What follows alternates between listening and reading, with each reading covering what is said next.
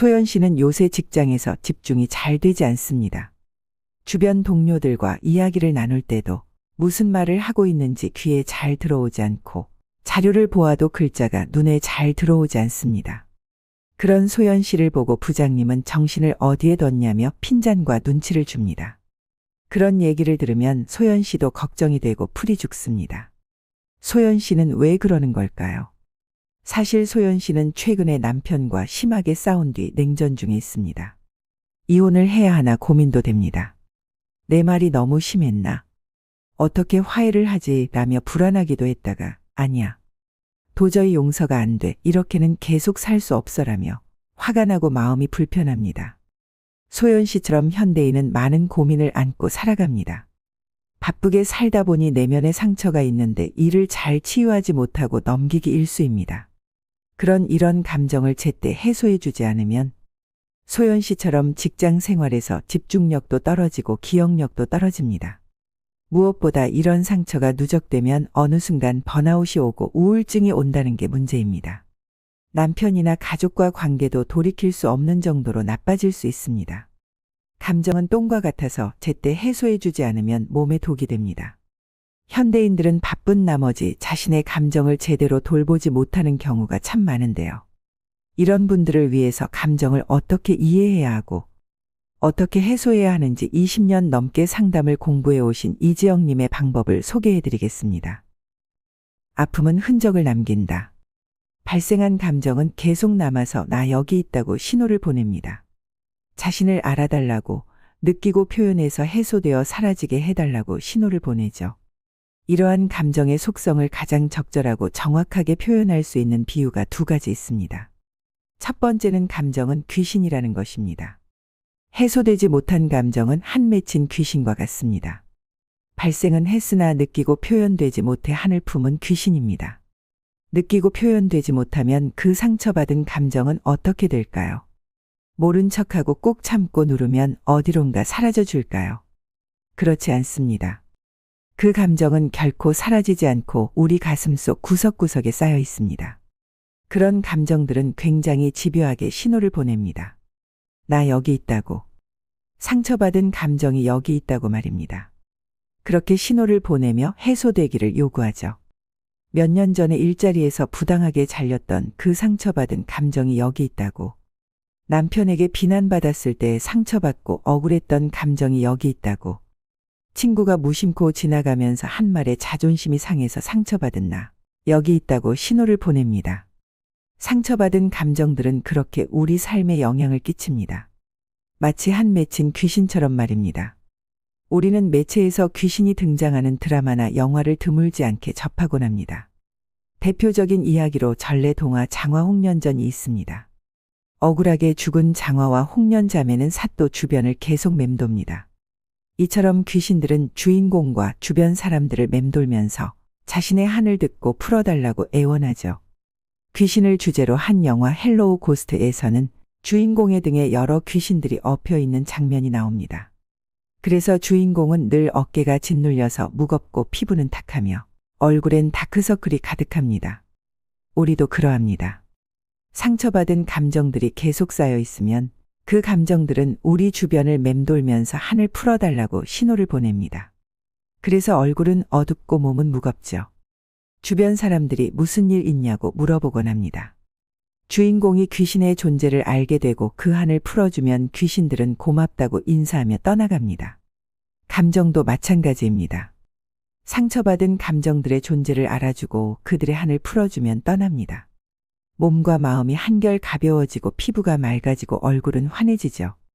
저는 심리상담 전문가로서 20년 넘게 개인 상담과 집단 상담을 꾸준히 해오고 있습니다. 그런데 상담을 하다 보면 내담자들의 어둡던 얼굴빛이 환하게 변하는 것을 목격하곤 합니다. 특히 집단 상담에서 그런 경우가 많습니다. 처음 참석했을 때는 모두가 어깨에 많은 짐을 잔뜩 얹고 앉아 있습니다. 이목구비는 예쁜데 표정이 어두워서 별로 예뻐 보이지 않는다거나 얼굴이 어두워 보이는 사람들이 종종 있습니다. 그러다가 집단 상담이 진행되면서 자신이 눌러놓았던 귀신들의 정체를 알게 되고 그 귀신들을 만나고 이야기를 풀어놓으면서 자유로워지는 경험을 하게 됩니다. 그러면 얼마 후 얼굴빛이 환해지죠. 마치 피부 마사지를 받은 것처럼 맑아지고 예뻐집니다. 그러니 피부 마사지뿐만 아니라 마음의 마사지도 해주세요. 마음의 마사지 또한 피부를 맑고 예쁘게 만든답니다. 마음에서 우러나오는 맑음과 예쁨을 경험해 보세요. 도대체 집중이 안 돼. 소연 씨는 요새 직장에서 집중이 잘 되지 않습니다. 주변 동료들과 이야기를 나눌 때도 무슨 말을 하고 있는지 귀에 잘 들어오지 않고 자료를 보아도 글자가 눈에 잘 들어오지 않습니다. 그런 소연 씨를 보고 부장님은 정신을 어디에 뒀냐며 핀잔과 눈치를 줍니다. 그런 얘기를 들으면 소연 씨도 걱정이 되고 풀이 죽습니다. 소연 씨는 왜 그러는 걸까요? 사실 소연 씨는 최근에 남편과 심하게 싸운 뒤 냉전 중에 있습니다. 이혼을 해야 하나 고민도 됩니다. 내 말이 너무 심했나? 어떻게 화해를 하지? 라며 불안하기도 했다가 아니야. 도저히 용서가 안 돼. 이렇게는 계속 살 수 없어라며 화가 나고 마음이 불편합니다. 무엇이 소연 씨를 이렇게 만들었을까요? 바로 해소되지 못한 감정입니다. 상황이 원치 않는 방향으로 악화될까봐 두려운 감정이 꿈틀거립니다. 남편과의 관계가 잘못될까봐 불안합니다. 그러다가 남편이 자신에게 심하게 했던 말과 행동이 떠올라서 화가 납니다. 이러한 감정들이 소연 씨가 다른 곳에 신경 쓰는 것을 방해합니다. 감정이 보내는 신호에만 신경 쓰게 하는 거죠. 심리학에서 신경을 쓴다는 것은 주의를 준다는 의미입니다. 주의는 에너지와 같습니다. 결국 에너지를 해소되지 못한 감정에 쓰게 되는 겁니다. 인간이 한 번에 쓸 수 있는 에너지의 양은 한정되어 있습니다. 상당한 양의 에너지가 해소되지 못한 감정에 쓰이기 때문에 남는 에너지가 별로 없게 되고 결과적으로 일을 처리하는 데 쓸 에너지가 부족하게 됩니다. 그래서 동료가 하는 말에 주의를 주기 어렵고 무슨 말을 하는지 처리하기도 어렵습니다. 자료를 보고 내용을 파악해야 하지만 거기에 쓸 에너지가 별로 없어서 내용을 잘 처리하지 못하고 일의 진척이 더뎌지게 되죠. 집중이 안 되고 산만해집니다. 살다 보면 이런 경우가 굉장히 많습니다. 부모는 자녀가 집중력이 떨어지고 산만할 때 이렇게 생각하거나 말하곤 합니다. 엄마 아빠가 얼마나 고생해서 너를 학교에 보내고 학원에 보내는데 이렇게밖에 못해? 정신 똑바로 차리지 못하겠어. 의지가 약한 거야. 정신만 똑바로 차리면 돼. 심리상담센터에 아이를 데려오는 부모들이나 정신과에 자녀를 의뢰하는 부모들이 이런 얘기를 자주 하곤 합니다. 우리 아이는 문제가 있는 것이 아니라 의지가 약한 것 아닙니까? 라고요. 과연 의지의 문제일까요? 과연 정신을 똑바로 차리라고 하면 정신이 차려지는 것일까요? 이는 단순히 의지나 노력의 문제가 아닙니다. 해소되지 못한 감정이 한 맺힌 귀신이 되어서 영향을 끼치는 겁니다. 해도 잘 안 되고 본인도 답답하고 괴로운데 의지의 문제로만 본다면 오히려 마음을 알아주지 않는 얘기에 서운한 감정을 느낍니다. 여기에 자신을 비난하는 마음이 들어 죄책감이 느껴질 수도 있습니다. 서운함, 화남, 죄책감 등의 추가로 발생한 감정에 더욱 주의가 빼앗겨 그렇지 않아도 낮아진 주의 집중력이 더욱 저하되죠. 주의 집중력을 높이라고 정신 차리라고 말하지만 그 말이 주의 집중력을 더 떨어뜨리고 해소되지 못한 감정들을 더욱더 만들어내는 꼴이 됩니다. 그러니 누군가 집중을 잘하지 못한다면 반드시 그에게 주의를 빼앗는 사건이 있다는 것을 기억하시길 바랍니다. 정신 차리라고 강압적으로 말하기보다는 그 감정 경험이 무엇인지 들여다보고 그 속에서 느꼈던 감정들이 무엇인지 하나하나 되짚어 주세요. 그 감정을 느끼고 충분히 표현해서 해소하게끔 노력해 보세요. 그 감정에 못다 이룬 한을 풀어주세요. 도대체 무슨 일이 있었는지 모르겠다고요.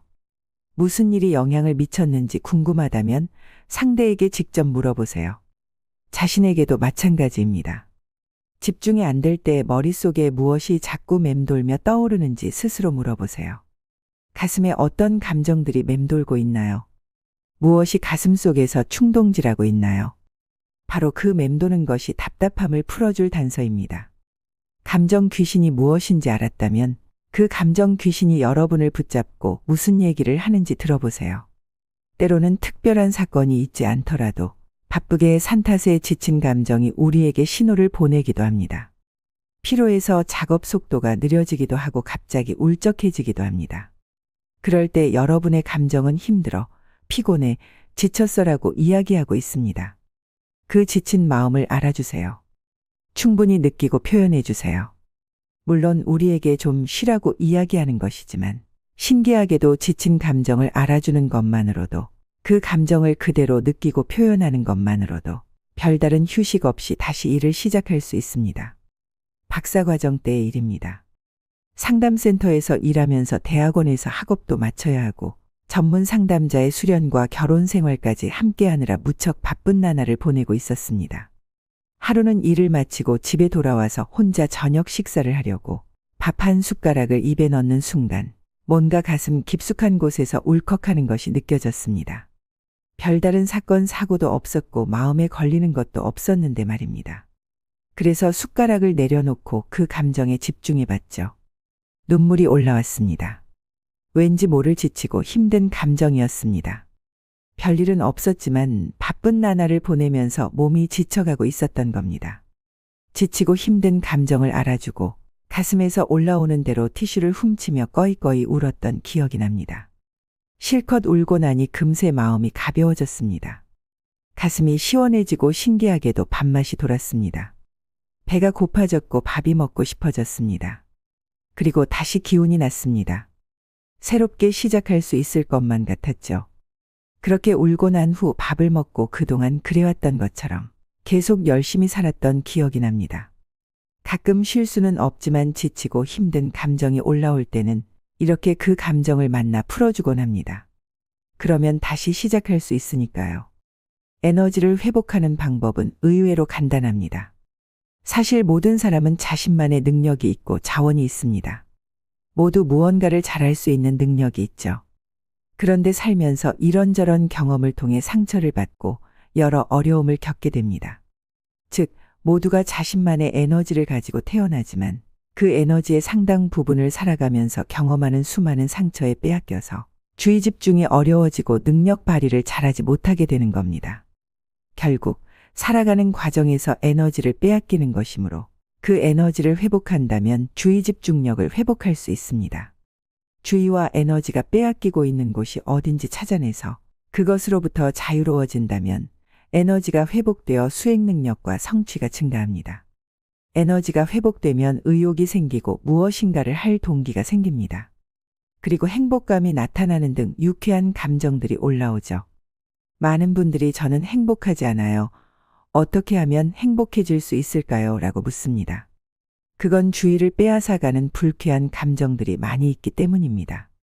표면에 올라와 있는 상처받은 감정들을 걷어내면 그 아래에 가라앉아 있던 즐거움과 희망, 행복감 등의 유쾌한 감정들이 올라오게 되는데 말입니다. 자꾸 기억이 안 나. 효성 씨는 요새 냄비를 불 위에 올려놓고 잊어버린다거나 하려던 일이 무엇인지 기억을 못하고 중요한 서류를 엉뚱한 곳에 두고 오는 등 자꾸만 깜빡해서 걱정입니다.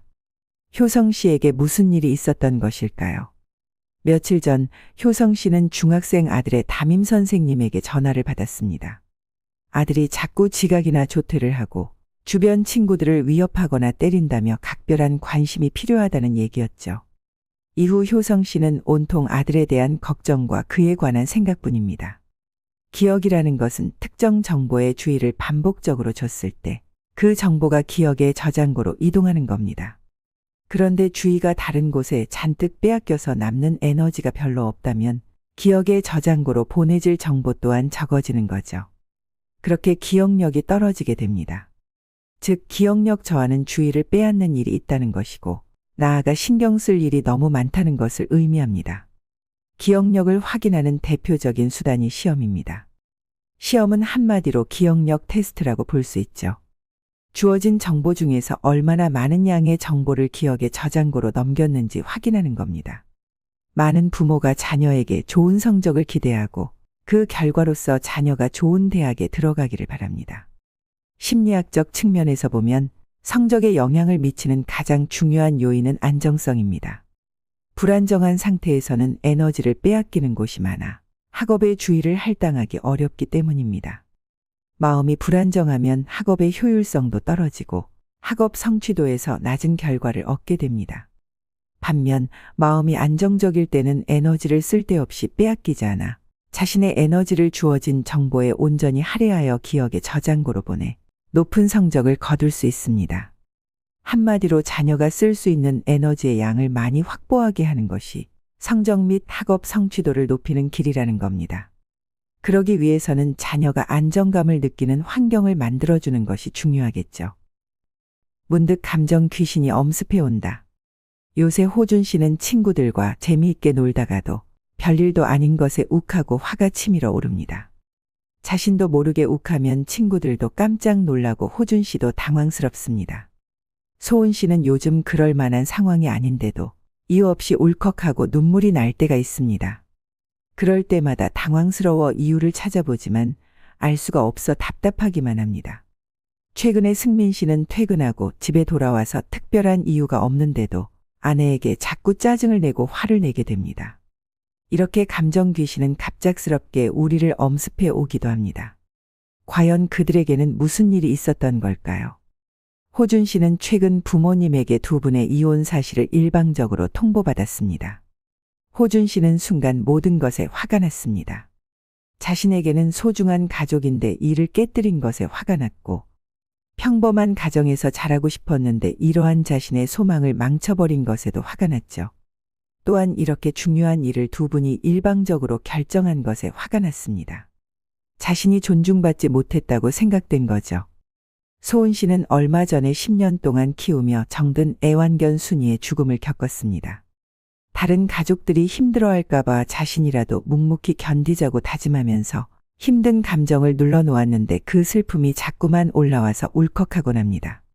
결혼 10년 차인 승민 씨는 친구들이 아이의 사진을 보여주거나 커가는 아이들을 자랑할 때마다 자신만 아이가 없는 것이 속상했습니다. 빨리 아이를 갖고 싶은 마음이 많아졌죠. 그러다 보니 아이가 없는 것이 아내의 지나친 사회적 활동으로 인한 과로 때문인 것만 같아서 화가 났습니다. 그렇다고 아내에게 그런 내색을 할 수는 없었습니다.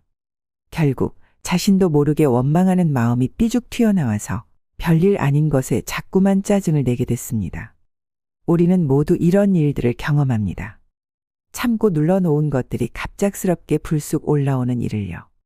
상처 입은 감정 귀신은 우리 주변을 맴돌다가 예기치 않게 우리를 엄습해 오곤 합니다. 다른 사람의 말을 자꾸 오해하네. 해소되지 못한 감정이 있으면 이후 유사한 자극이나 사건이 나타났을 때 자꾸만 지각이 왜곡됩니다. 민수 씨는 점심을 함께 먹으러 가자고 하는데 배가 아파서 안 먹겠다는 후배 직원에 대해 나랑 밥 먹으러 가기 싫어서 일부러 거짓말하는 거 아냐? 라는 생각이 들어 마음이 불편합니다. 김 과장은 평소 솔직한 편인 동료 이 과장이 자신에 대해 솔직하게 하는 말을 듣고 나를 무시하나 라는 생각이 자꾸만 들어 불쾌해집니다. 사실 민수 씨는 초등학교 때 아이들에게 따돌림을 받은 경험이 있었습니다. 이후 대인관계에 자신이 없어진 민수 씨는 다른 사람들이 자신을 싫어할지 모른다는 생각을 자꾸만 하게 됐습니다. 그래서 점심 식사를 거절한 후배 직원의 마음을 넘겨짚고 화가 나게 됐습니다. 김 과장은 최근 들어 부장님에게 지적을 많이 받았습니다. 열등감이 생긴 김 과장은 다른 사람들도 나를 무시할 거야 라는 생각이 자꾸 들어 다른 직원들과 있을 때 그들의 눈치를 살피게 되고 마음이 불편해집니다. 그래서 평소라면 넘어갔을 이 과장의 말에 더 크게 불쾌해졌습니다. 혹시 주변에 무슨 말만 하면 왜곡해서 듣는 분들이 있지 않나요? 이들은 사람들의 말을 안 좋게 오해하고 다른 의도로 해석해 갈등을 빚곤 합니다. 어휴, 정말 그 사람한테는 무슨 말을 못하겠어. 말만 하면 왜곡해서 들으니 답답한 마음에 한숨이 나오기도 합니다. 사실 그 사람에게는 해소되지 못한 감정 경험이 너무나 많이 쌓여 있기 때문입니다. 과거에 상처받은 감정들이 소화되지 못하고 쌓여서 영향을 미치고 있는 거죠. 자라보고 놀란 가슴, 소뚜껑 보고 놀라는 격과 같습니다. 자신에게 영향을 미치고 있는 과거의 감정 경험이 무엇인지 들여다보세요. 무엇이 소화되지 못한 채 얹혀 있는지 확인해서 그것을 다시 소화시키는 노력이 필요합니다. 그래야 내 앞에 있는 그 사람의 말과 행동이 딱 그만큼만 들리고 보입니다. 지금 앞에 있는 그 사람은 과거에 여러분에게 상처를 줬던 그 사람이 결코 아니라는 것을 알게 되죠. 몸이 여기저기 아파요. 감정 귀신은 먼저 주의 집중력을 떨어뜨리고 기억력을 떨어뜨립니다. 갑작스럽게 엄습해 오기도 하고 지각을 왜곡하기도 하죠. 이렇게 다양한 신호를 보내는데도 감정 귀신을 알아주지 않으면 귀신은 우리의 몸까지 영향을 미칩니다. 몸이 아플 때 이를 무시하기는 쉽지 않거든요. 두통 때문에 머리가 아파서 미칠 것 같아 검사를 받아보지만 특별한 이상이 없다고만 합니다. 때로는 소화불량이 오기도 하고 체하기도 합니다. 복통이나 설사가 발생하기도 하죠. 혁진 씨는 군대에서 훈련을 받던 중에 갑자기 무릎 통증을 느꼈습니다. 검사 결과 신체에는 이상이 없었으나 심한 무릎 통증으로 인해 군 생활이 어려워졌습니다. 혁진 씨는 몇 달 전인 한겨울에 갑작스러운 훈련으로 깊은 산속에서 5일간 있어야 했습니다. 예정되지 않았던 훈련이라 식량이나 방한용품이 부족한 상태에서 산에 들어갔습니다. 혁진 씨는 배고픔과 추위와 싸우는 과정에서 동상까지 걸렸습니다. 그 고통은 말로 표현하지 못할 정도로 끔찍했고 이후 별일이 없는데도 무릎에 통증이 찌릿찌릿 발생하기 시작했습니다. 이렇게 시작된 무릎 통증은 계속 심해져서 급기야 군대 훈련을 이어가기가 어려워졌습니다. 여러 병원에서 정밀 검사를 시행했지만 특별히 이상 있는 곳은 발견되지 않았습니다. 연희 씨는 가슴 부위가 뜨끔거리는 통증으로 삶이 고통스럽다고 호소하는 중년 여성입니다. 연희 씨는 구남매 중에 막내로 많은 형제자매로 인해서 부모님의 관심이나 사랑을 받지는 못했지만 건강한 몸으로 열심히 일해서 사회적으로 성공을 거두는 듯 했습니다.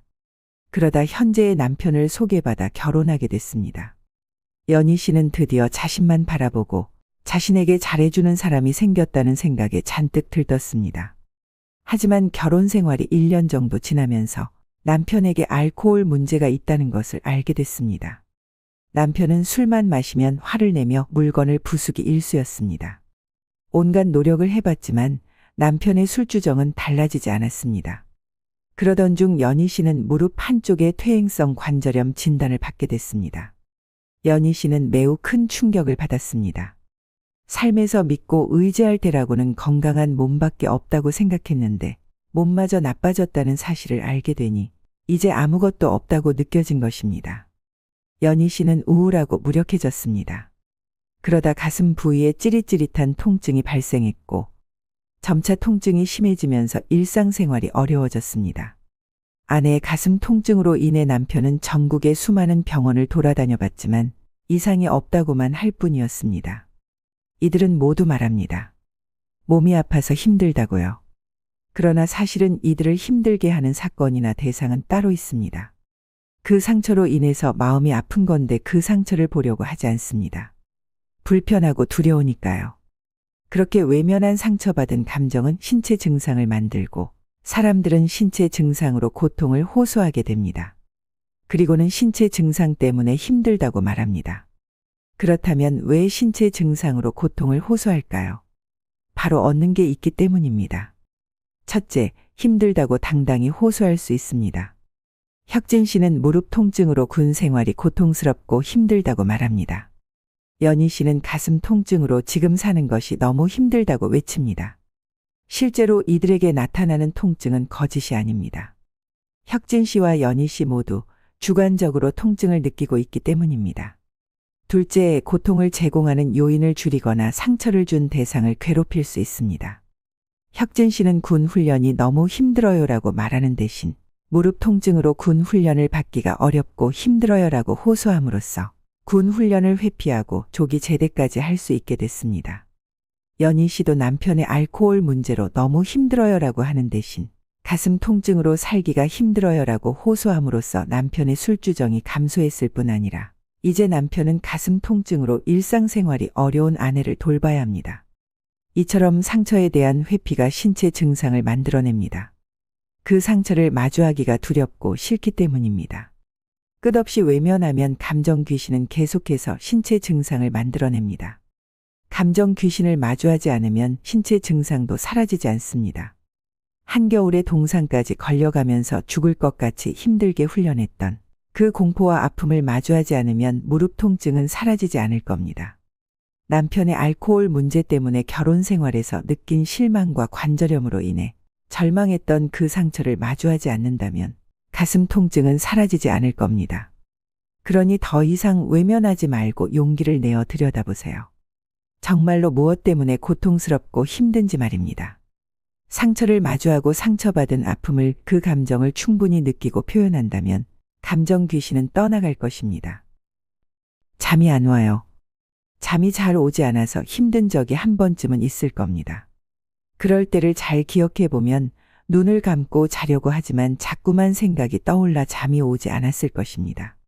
해소되지 못한 감정 귀신들이 잠을 자지 못하게 주변을 알짱거리고 있는 거죠. 자신의 한을 풀어달라고 말입니다. 잠을 자지 못해서 힘들다면, 아무리 노력해도 잠이 들지 않는다면 이러한 방법도 한번 써보기를 추천합니다. 계속 자려고 애쓰기보다는 그 알짱거리는 것이 무엇인지 직접 들여다보세요. 낮에 들었던 직장 동료의 기분 나쁜 말 한마디일 수도 있고, 다른 사람들 앞에서 부끄러운 행동을 했던 것일 수도 있고, 자녀의 등록금을 마련해야 하는 부담감, 또는 아직 처리하지 못한 급한 일일 수도 있습니다. 침대에서 일어나 머리에 맴돌고 있는 것을 종이에 적어보는 것도 좋습니다.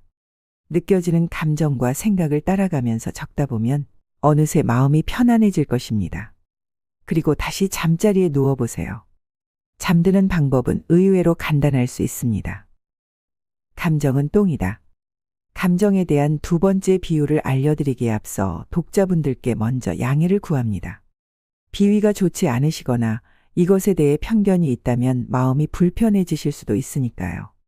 그러나 20년 넘게 감정을 연구해 온 제 소견으로는 감정에 대해선 이보다 더 적절한 비유는 없을 것 같습니다. 감정에 관한 연구를 할수록, 그리고 임상에서 많은 분의 감정을 접하고 다룰수록 감정에 대해 이 비유가 정확히 맞다는 것을 매번 알게 됩니다. 감정은 몸 밖으로 해소해야 한다. 바로 감정은 똥입니다.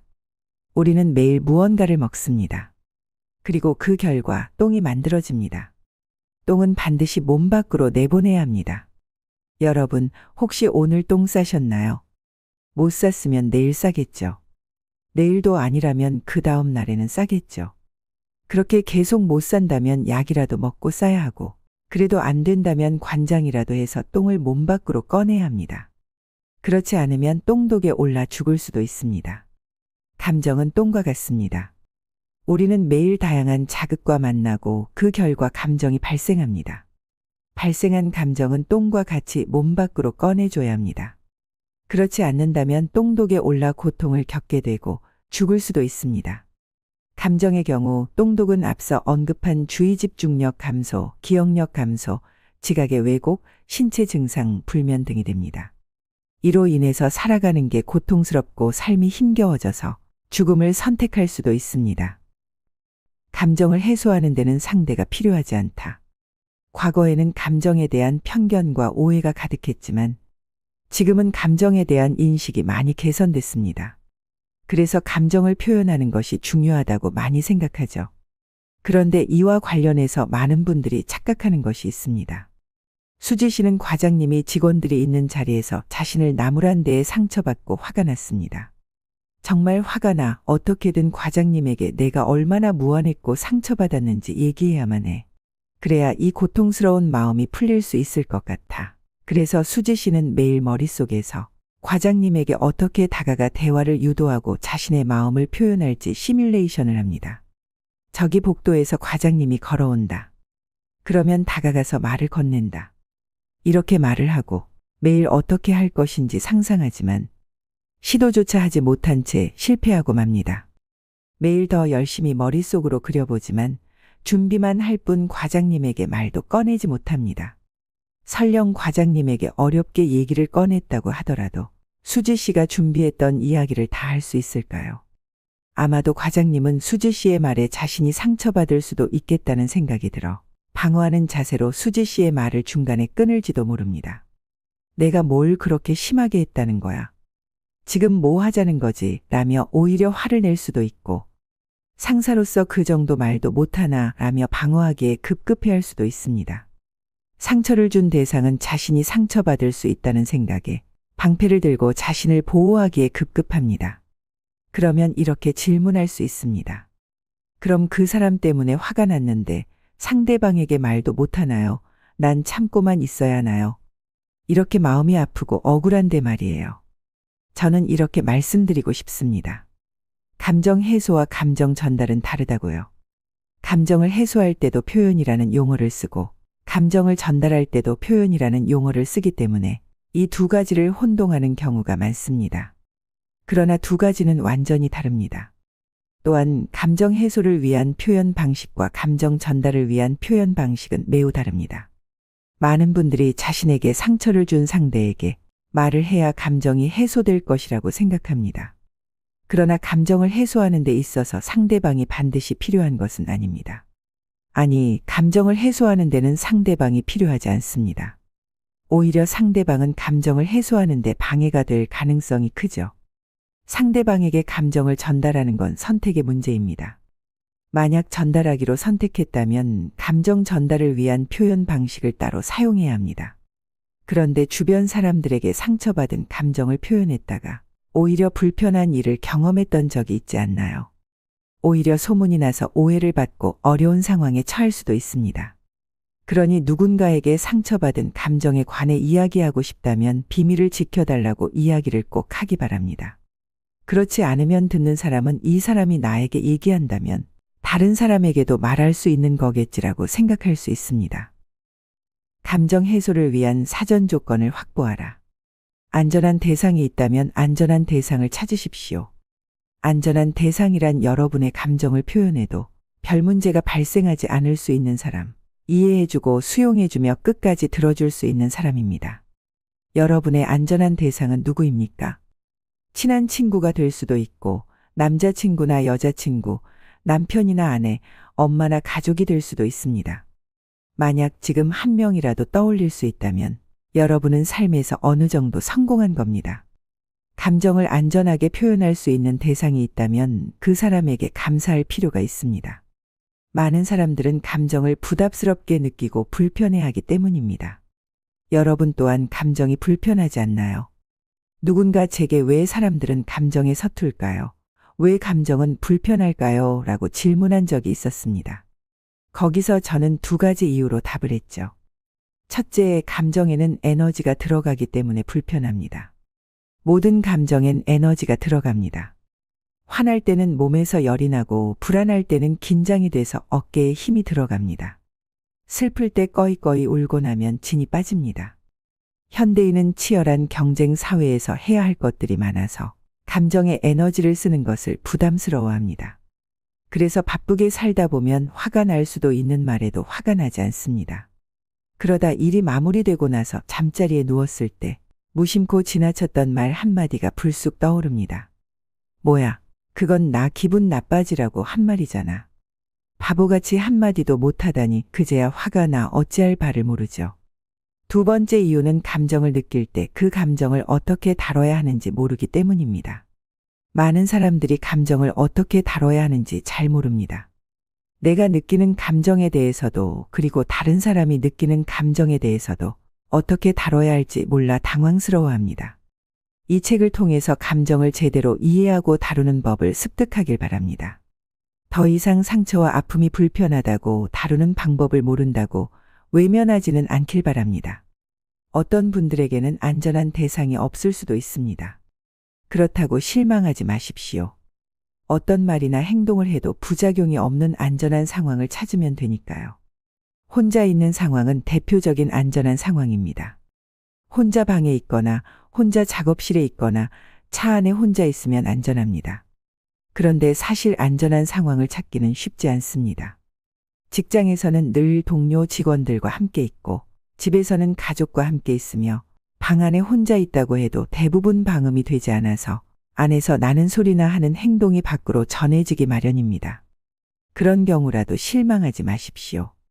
안전한 방식을 사용하면 됩니다. 안전한 방식에 대해서는 뒤에서 자세히 설명해 드리겠습니다. 종합해 보면 감정을 해소하려면 사전 조건으로 안전을 확보해야 합니다.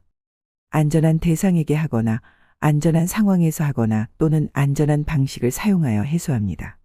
그래야 해소 과정에서 다른 사람에게 상처를 주지 않을 수 있고 다른 사람들로부터 오해를 받지 않을 수 있으며 감정을 충분히 해소할 수 있습니다. 그런데 해소를 위해서는 다음의 필수 조건 3가지를 모두 지켜야만 합니다. 감정 해소를 위한 필수 조건 3가지. 감정을 해소하려면 느끼고 표현해야 합니다. 그런데 분명 상대에게 감정을 표현했는데도 여전히 화가 나고 속상했던 적이 있지 않나요? 우리는 가끔 할머니들이 한 맺힌 이야기를 하시는 걸 듣습니다. 할머니들은 상처받았던 이야기를 하고 또 하고 돌아가실 때까지 그 얘기를 반복해서 하기도 합니다. 우리가 그렇게 그분들의 이야기를 들어드리는데도 왜 그분들은 죽는 날까지 여전히 처음 이야기하듯 반복해서 얘기하는 걸까요?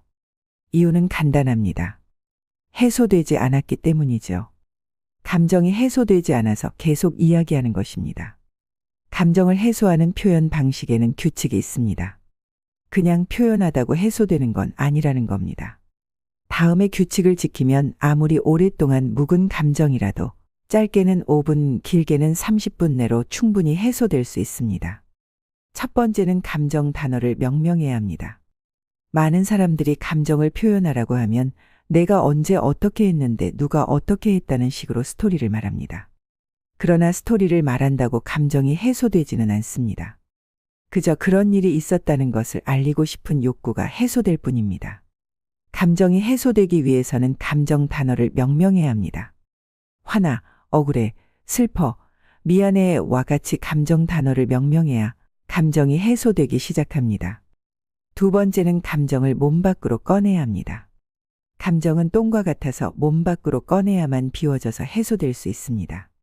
어떻게요? 바로 감정 단어를 말이나 글이나 몸을 통해서 밖으로 꺼내야 합니다. 먼저 소리를 내어 밖으로 꺼내십시오. 화가 난다면 화나라고 계속 소리 내어 밖으로 꺼내세요.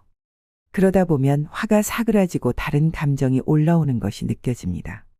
신기하게도 상대에게 직접 하지 않았는데도 몇 번 소리 내지 않았는데도 마음이 시원해지는 것을 느낄 수 있습니다.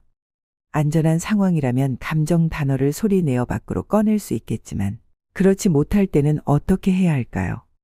바로 안전한 방식을 사용하여 밖으로 꺼내면 됩니다. 목소리를 대신할 수 있는 대표적인 안전한 방식은 글입니다. 목소리만큼은 아니라도 거의 비슷한 효과를 거둘 수 있습니다. 휴대폰의 메모장이나 종이 또는 컴퓨터의 한글 창을 열어서 감정 단어를 계속 써보세요. 글로 감정을 해소할 때는 글짓기를 하는 것이 아닙니다. 손가락이 입술이 되고 오타투성이 글자들이 목소리가 되어 밖으로 꺼내어지는 것입니다. 내면의 감정을 그대로 꺼내는 것이므로 주어와 동사가 있을 필요도 문장이 맞을 필요도 없습니다. 욕이 올라온다면 욕을 해도 상관없습니다. 자신의 감정을 표현하는데 효과적인 수단이 되니까요. 욕은 상대방이나 주변 사람들에게만 하지 않으면 됩니다. 그들에게 상처가 되기 때문입니다. 다만 글로 감정을 해소하는 작업을 할 때는 반드시 지켜야 하는 것이 있습니다. 화장실에서 대변을 본 다음 반드시 해야 하는 것이 무엇일까요? 바로 밸브를 눌러 변을 버리는 겁니다. 글로 쓸 때도 마찬가지입니다. 글로 감정을 해소한 후 기록으로 남기지 말고 삭제하거나 쓰레기통에 찢어서 버리기 바랍니다. 만약 버리지 않으면 다시 볼 때 기분이 더러워질 수 있습니다. 어머, 내가 죽여버리겠다는 끔찍한 생각을 했어. 어머, 저런 욕을 했다니 오히려 마음이 불편해질 수 있고 상처받았을 때의 기억이 다시 떠올라 마음이 상할 수도 있습니다. 그러니 돌아보지 말고 남기지 말고 시원하게 버리십시오. 몸을 통해서도 감정을 밖으로 꺼내놓을 수 있습니다. 춤을 출 때 그냥 춘다면 주의를 다른 곳으로 돌리는 주의분산적 방법이지만 상처받은 감정에 집중해서 그 감정을 따라가며 밖으로 꺼내듯이 춘다면 충분히 감정 해소에 효과가 있습니다. 막춤이나 살풀이춤이 되겠죠. 운동도 마찬가지입니다. 운동할 때 상처받은 감정에 주의를 집중해서 그 감정을 운동을 통해 몸 밖으로 꺼내놓듯이 한다면 감정이 해소될 수 있습니다. 감정 해소에 가장 효과적일 수 있는 운동은 권투나 검도 등입니다. 상대가 앞에 있다고 생각하면서 그 상대에게 받은 상처와 감정에 집중해서 권투나 검도를 하면 마음이 시원해집니다. 여기서 주의해야 할 것이 있습니다. 감정이 해소되는 시간은 사람마다 다르며 언제 만들어진 감정이냐에 따라 다르며 감정 경험의 성격에 따라서도 다르다는 것입니다. 만들어진 지 얼마 되지 않은 변이라면 쉽게 시원하게 볼 수 있지만 오랫동안 장에 머물러 있었던 변이라면 변을 보는데 어려움이 있고 시간이 오래 걸립니다. 즉, 감정이 해소되는 시간은 누가 정해주는 것이 아니라는 겁니다. 주관적으로 자신이 느끼기에 시원해질 때까지가 정답입니다. 세 번째 필수 조건은 바로 그 감정에 주의를 집중해서 끝까지 따라가는 것입니다. 상처받은 감정에 주의를 계속 두면서 감정 단어를 명명하면서 말, 글, 몸을 통해 밖으로 꺼내어 놓으십시오. 화나, 화나, 화나라고 계속 소리를 내어 밖으로 꺼내 놓다 보면 어느새 화가 가라앉는 것을 느낍니다. 그래도 계속 감정을 쫓아가세요. 미안함 등의 다른 감정이 올라온다면 그 또한 꺼내세요. 이 과정을 계속하다 보면 감정이 더는 느껴지지 않을 때가 있습니다. 감정이 변화하는 과정을 끝까지 따라가면서 더 이상 아무것도 느껴지지 않고 시원해질 때까지 계속하세요. 어떤 분들은 감정을 해소하는 작업을 하다가 갑자기 일이 생겨서 멈춰야 할 때는 어떻게 하냐고 질문하십니다. 답은 간단합니다. 변을 놓다가 멈추고 다른 일을 해야 했다면 어떻게 하면 될까요? 다시 상황이 되면 변기에 앉아 또 남은 변을 놓으면 됩니다. 감정도 그렇습니다. 감정을 해소하다가 멈췄다면 다시 안전한 상황이 됐을 때 남아있는 그 불쾌한 감정에 주의를 집중하십시오. 그러고 나서 그 감정을 똑같은 방식으로 꺼내면서 따라가면 됩니다. 종합해보면 감정을 해소하는 방식은 감정을 전달하는 방식과는 다른 별개의 표현 방식이 필요합니다. 상처받은 감정을 안전하게 해소하기 위해서는 안전한 대상이나 안전한 상황 또는 안전한 방식이라는 사전 조건이 필요합니다. 사전 조건이 충족됐다면 감정 해소를 위한 필수 조건 3가지가 모두 충족돼야 합니다. 첫째, 감정 단어를 명명하세요. 둘째, 감정 단어를 말, 글, 몸을 통해 밖으로 꺼내야 합니다. 셋째, 감정에 주의를 집중하며 끝까지 따라가야 합니다. 이 3가지를 모두 충족시켰을 때 감정을 효과적으로 해소됩니다. 어떠셨나요? 오늘 영상을 통해 감정을 왜 제때 해소해야 하는지, 감정을 어떻게 해소해야 하는지 아셨을 겁니다. 바쁜 일상 속에서 잠깐씩이라도 틈을 내어 내 감정과 마주해보세요. 감정에 이름을 붙이고 안전한 장소로 가서 그 감정을 말로 표현해보세요. 밤에 잠이 안 오거나 문득 오늘 있었던 일이 생각나서 기분이 상하는 일이 줄어들 겁니다. 앞으로도 여러분 인생에 지혜를 드리는 책을 소개해 드릴 테니까요. 구독해 두시면 놓치는 일이 없을 겁니다. 여기까지 인생책이었습니다. 감사합니다.